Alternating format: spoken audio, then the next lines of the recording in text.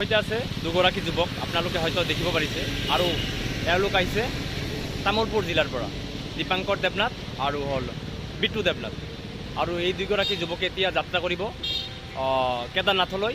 তেওঁলোকে দুদিন পূৰ্বেই ঘৰৰ পৰা ওলাই আহিছে। যোৱাকালি নিশা আছিল বিজনীত আৰু ইতিমধ্যে আহি তেওঁলোকে পাইছে চাপাগুৰি আৰু তেওঁলোকৰ পৰা মই মতামত ল'বলৈ যত্ন কৰিম। তোমালোকে কেতিয়া ঘৰৰ পৰা ওলাই আহিছা? আমি বুধবাৰে ওলাই আৰু 3 মাহমান টাৰ্গেট 3 মাহ লৈ কিনে হাতত লৈ কিনে আহিছোঁ। কি ইচ্ছা হ'ল এনেকুৱা যে তোমালোকে এটা সাধাৰণ চাইকেল লৈ তোমালোকে কেদাৰনাথ যাত্ৰা কৰিবা? ইচ্ছা মানে একো নাই, মানে আমাৰ 2 বছৰতে সপোন আছিল 23-ৰ পৰা।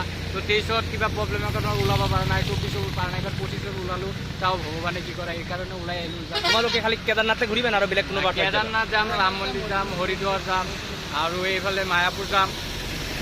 ভয় লগা নাই নে যে দুজন সাধাৰণ চাইকেল লৈ তোমালোকে ওলাই আহিলা? ভয়টো একো নাই, ভয় লগা নাই, যিহেতু আমাৰ লগত মহাদেৱ আছে, সেইকাৰণে ভয় লগা নাই।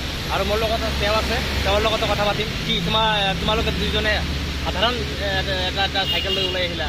এনে বেলেগ সপোন নাই। সপোন হ'ল যে আমি কেদাৰনাথ যাম, চাইকেল লৈ যাম আৰু আমি চাম আমাৰ সনাতনী ধৰ্ম কিমান ছাপোৰ্ট কৰে। সনাতনী এজন সনাতনী আৰু এজন সনাতনীৰ ওচৰত যায় কিমান ছাপোৰ্ট কৰে।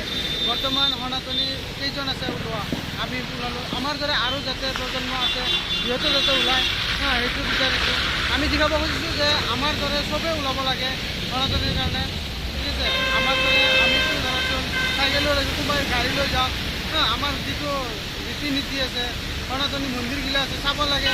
আমাৰ পূৰ্ব জন্মৰ যিবিলাক মানে মন্দিৰ আছে সেইটো চাব লাগে। চালেহে আমি গম পাম যে আমাৰ সনাতনী কিমান ষ্ট্ৰং হয়। বৰ্তমান আমাৰ মোদী ছাৰে কিমান কি কৰি আছে। আমি যে অলপ মন্দিৰগিলা দৰ্শন কৰোঁ, চবকে দেখাব পাৰোঁ, সেইটোৱে আৰু আমাৰ বেলেগ উদ্দেশ্য নাই। আমি অলপ মন্দিৰটো চাব লাগে। আৰু চাইকেলটো যিটো কথা, চাইকেলটো হ'ল আমাৰ এটা গৌৰৱ। বহুত বছৰ আগৰ পৰা চাইকেলেৰে যাত্ৰা কৰিছে মানুহ। প্ৰথমে চাইকেলেই আছিল, এতিয়া গাড়ী হৈছে, মটৰ হৈছে।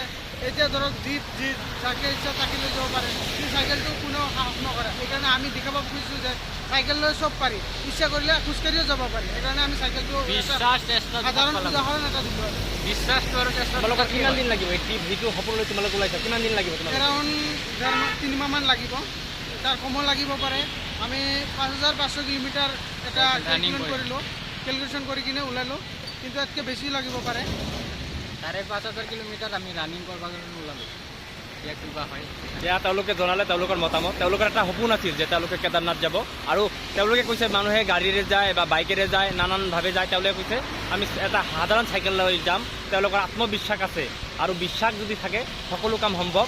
আৰু তেওঁলোকৰ যি বিশ্বাস আৰু তেওঁলোকে যি ভাবিছে যে আমি কেদাৰনাথ দৰ্শন কৰিম আৰু তেওঁলোকৰ যাত্ৰা হওক এতিয়া আমি কামনা কৰিছোঁ। আৰু তেওঁলোকৰ চাইকেল দুখন আমি দেখাবলৈ যত্ন কৰিছোঁ।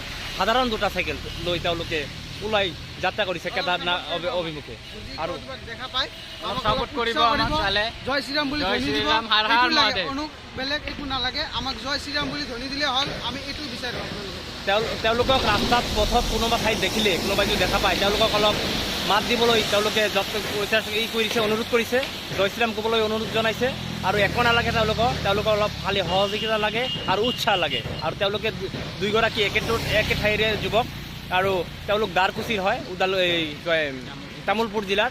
আৰু তেওঁলোকে দুদিন পূৰ্বে ঘৰৰ পৰা ওলাই আহিছিল আৰু তেওঁলোকে 3 মাহৰ সপোন লৈ 3 মাহৰ ভিতৰত তেওঁলোকে মানে কেদাৰনাথৰ পৰা আৰম্ভ কৰি বিভিন্ন মন্দিৰ তেওঁলোকে দৰ্শন কৰিব। সেই সপোন লৈ তেওঁলোকে ওলাই আহিছে আৰু আপোনালোকক দেখালোঁ। আৰু তেওঁলোকক আকৌ আমি দেখাবলৈ যত্ন কৰিম আৰু তেওঁলোকৰ যি যাত্ৰা আমি শুভ হওক সেয়াই কামনা কৰিছোঁ। ধন্যবাদ।